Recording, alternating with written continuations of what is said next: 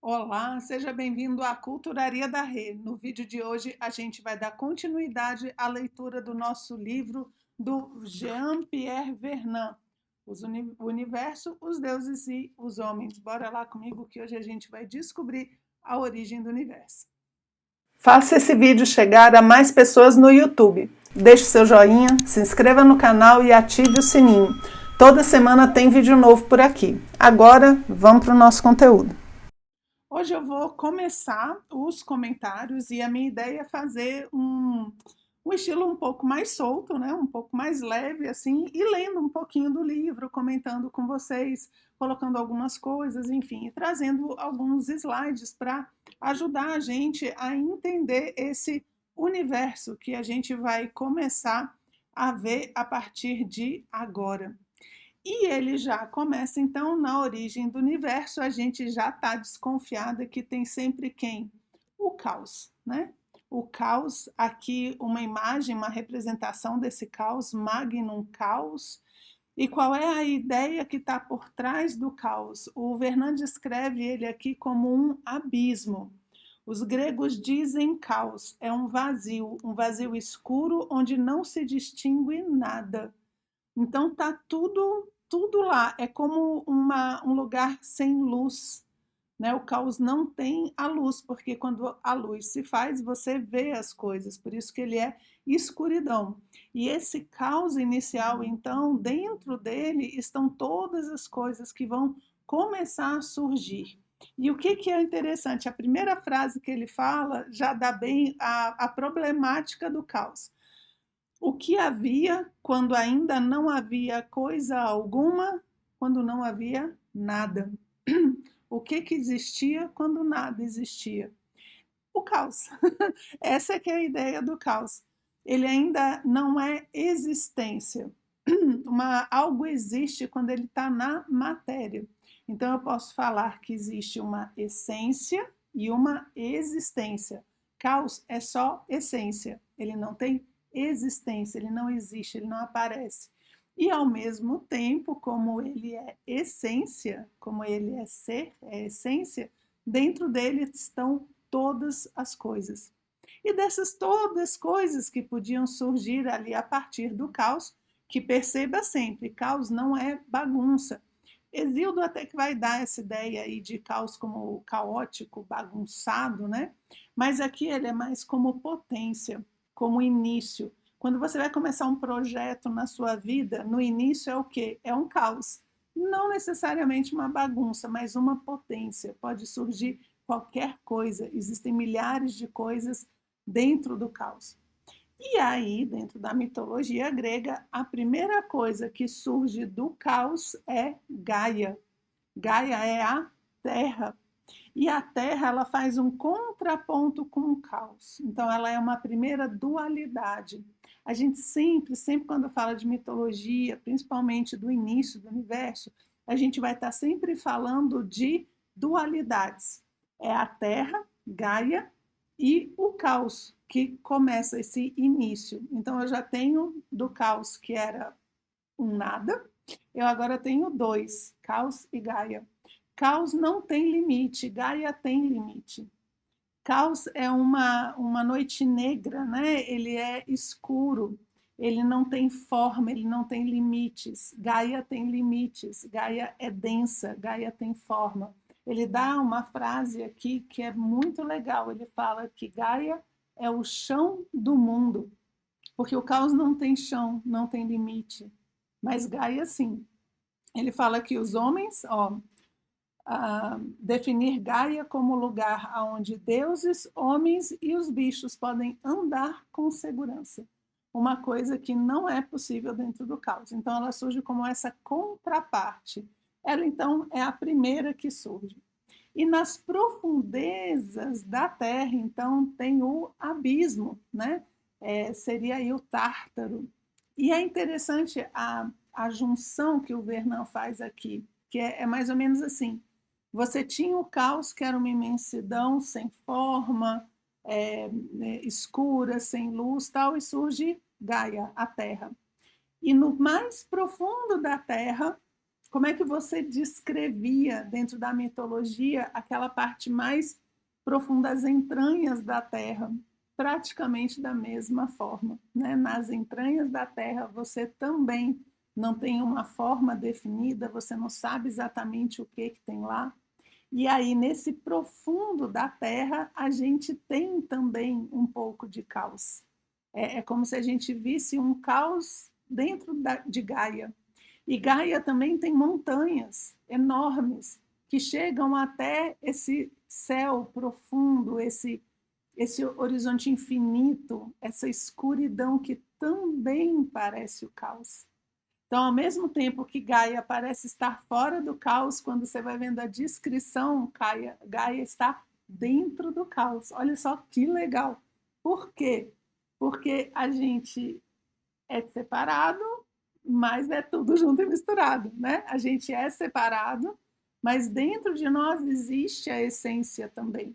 Então, dentro de toda manifestação aí de Gaia, de tudo que vai surgir, também tem o caos ali dentro. Depois que surge Gaia, com seus abismos profundos do Tártaro e as suas montanhas que se elevam até o céu, né? A gente tem o surgimento de um outro ser, que é o Eros. Eros aqui, gente, vai ser o amor primordial. Ele não é aquele cupido, né, que a gente está acostumado a ver. Ele não é um menino, né? É difícil, é muito difícil também você achar uma representação desse Eros inicial, desse Eros primordial. Eros o velho, né? Eros o amor primordial. Ele é um desses deuses iniciais. Então, veja, o amor surge, é interessante que o amor surge no início do cosmos. Logo depois de Gaia, que é a manifestação inicial, você tem Eros, o amor. E aqui o amor ele vai ser uma força de união. Se você não tem uma força de união, as coisas se dissolvem, elas deixam de ser, né? Um corpo vai deixar de ser um corpo quando morre, ele se decompõe. O que impede ele de se decompor? Eros, o amor, essa força de união que une todas as coisas que existem. Então é interessante Eros vir no início, né? Por quê? Porque as coisas precisam estar unidas. É o princípio da existência. Por isso que toda ideia, né, toda linha que separa as coisas, as pessoas, ela tende a levar as coisas para a sua própria destruição. Então, a ausência do amor, principalmente o amor primordial, não estou falando do cupido, aquele menino travesso que joga suas setinhas, tá? Porque aquele lá é mais relacionado, ele é tardio, e ele é mais relacionado com o amor sensual, sexual, né? O amor erótico que a gente fala, e não a esse Eros inicial do cosmos, que é a união de todas as coisas, tá bom? E olha só como ele fala, o primeiro Eros expressa um impulso do universo. Da mesma forma que a Terra surgiu do caos, a Terra vai brotar o que ela contém em suas profundezas. Então a gente tem Gaia, Eros, e agora esse Eros, essa força de união, vai fazer com que Gaia gere todas as coisas que estão lá dentro dela. E o que tem dentro dela? Muita coisa. Já lembra que dentro dela tem um pouco de caos, né? Então se prepara para a bagunça que vai surgir agora, certo? Então o que a gente vai ter? Gaia agora vai gerar muitos filhos, ela vai gerar as primeiras formas. Por isso que aqui ela é sempre associada à mãe. Gaia como grande mãe, então, pode ser sempre representada pelo aspecto feminino e a reprodução. Então, é muito comum que ela seja apresentada como uma mulher rodeada de filhos, de crianças, enfim. Essa ideia do útero, né? Do qual, né? Que é essa energia que está dentro de Gaia e que vai fazer, então, agora surgir todas as formas do cosmos. E a primeira forma que aparece, que ela gera, vai ser Uranus e ponto.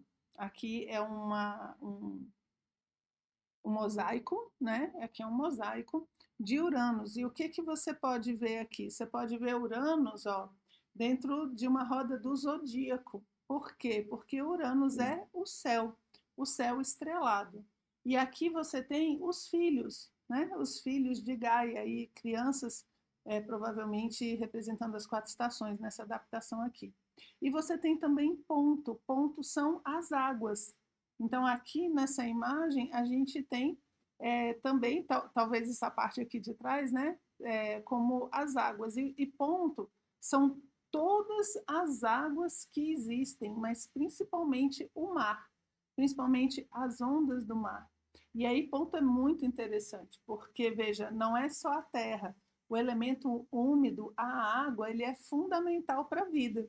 Então, ele tem um elemento de união metafísico, que é Eros, e agora tem esse elemento de vivificação das coisas, que é justamente a água, né? Que é ponto. Então, da terra surge o céu e a água. E a água também tem, ela tem os dois aspectos parecidos com Gaia.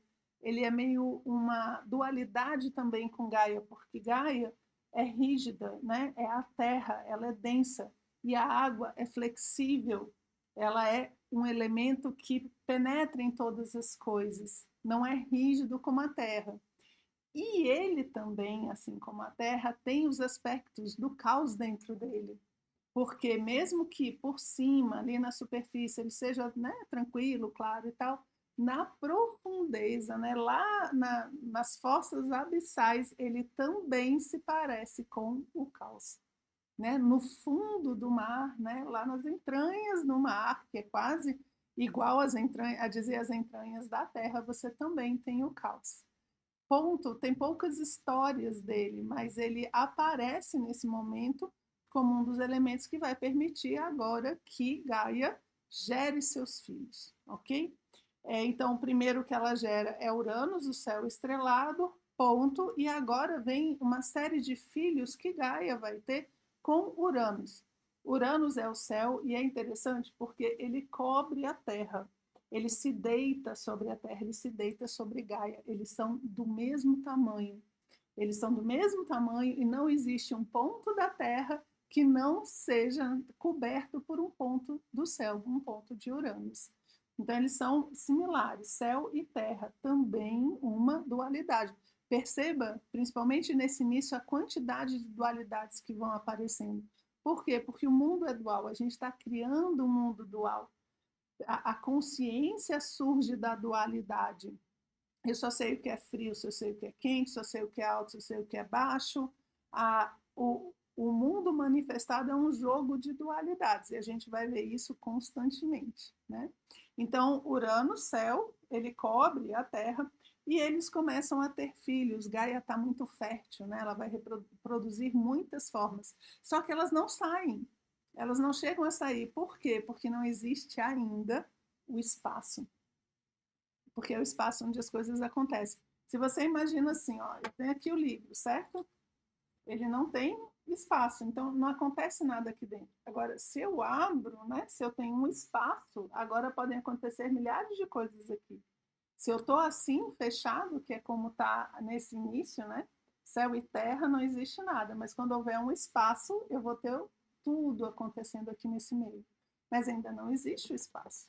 Então, as formas que Gaia vai criar vão ficar presas dentro dela. E que formas são essas, né? Que a gente vai ter. Os filhos de Gaia e Uranus, então, são casais, né? Titãs e titânidas, os cíclopes e os hecatônquiros. Meu Deus, é até difícil de falar, né? Então, quais são as...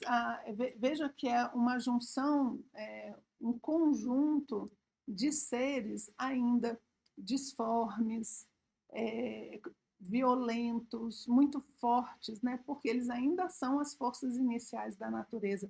Eles ainda não estão refinados, digamos assim, pela própria manifestação, pelo tempo. Eles são a base fundamental para gerar as outras que vêm. Então, ele é chamado da primeira geração de deuses. titãs e titânides. Depois a gente vai ver, né, que os titãs, você vai ter a guerra contra os titãs, né, uma série de histórias. E depois você vai ter os cíclopes, que também vão aparecer depois, ali Ulisses com Cíclope, também vão aparecer em diversos momentos da mitologia. E os hecatônquiros, eles são seres com 100 braços e 50 cabeças. Também dualidades, né? 2 braços e 50 cabeças. Imagina, é como se esses braços todos segurassem tudo que tem no cosmos. Você... Aí tem que ter criatividade, né? Que nem criança. Você imagina ele pegando todos os elementos do cosmos e juntando, né? Para gerar as formas aí primordiais. Então ele tem 100 braços, eles conseguem fazer muitas coisas. E os hecatônquiros são 3 e os cíclopes também são 3, né? Eles não deixam de ser 2, eles são 2 pares, né? São 2 tríades, que não é uma tríade, assim, né? Exato, mas são 3, 2 de 3, ok? E os titãs e as titânides também fazem uma dualidade, né? Os titãs masculinos, titânides femininos. E aí você tem também os casais. Então você tem um conjunto de casais e o conjunto de 3, né? 2 trios, pronto, achei a palavra, 2 trios.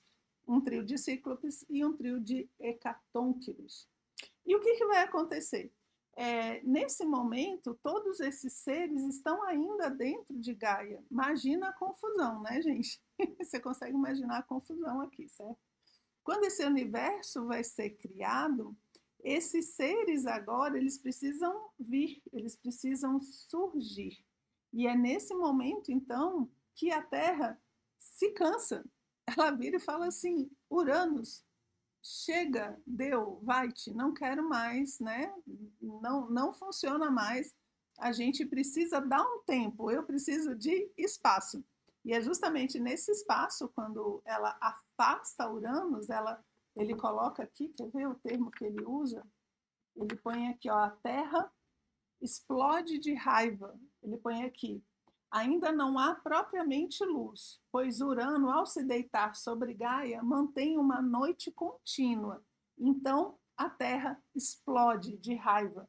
Está furiosa por reter em seu seio esses filhos, que sem poderem sair, deixam-na enxada, sufocam-na. Gente, parece um vulcão, né? Parece um vulcão. E aí todas aquelas formas vão surgir. E quando ele afasta, né, agora sim a gente vai deixar de ter essa noite constante de Uranus e vai começar a ter o dia e a noite, né, a luz e a sombra, dentro desse espaço onde as coisas vão acontecer. Gaia é que vai trazer o plano, né? O plano mirabolante, justamente para parar com essa geração de vida dentro dela, né? Essa primordial e desordenada, porque ainda vai vir muitas coisas, né? Ainda vão nascer muitas coisas. Ela fala, ele descreve assim, ó: Terra concebe um plano particularmente engenhoso.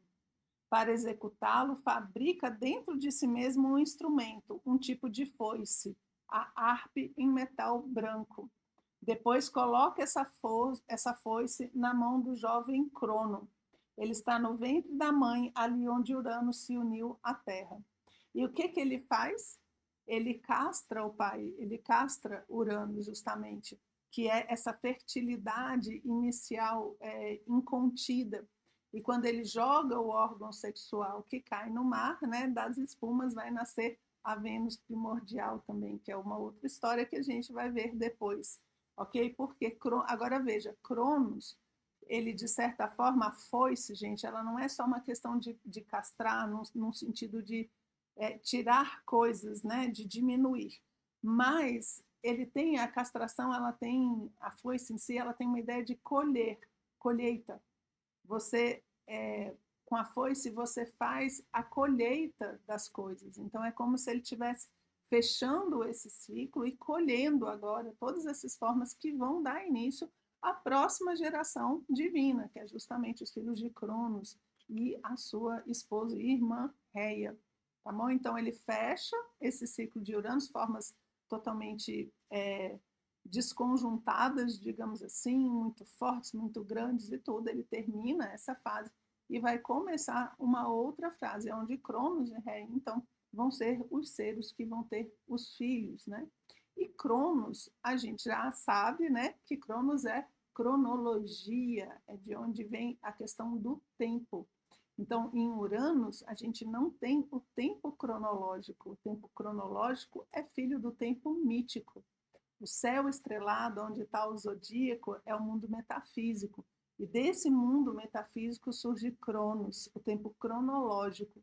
E o que, que o cronológico faz? Ele castra o espiritual. A matéria dificulta a nossa visão do espiritual.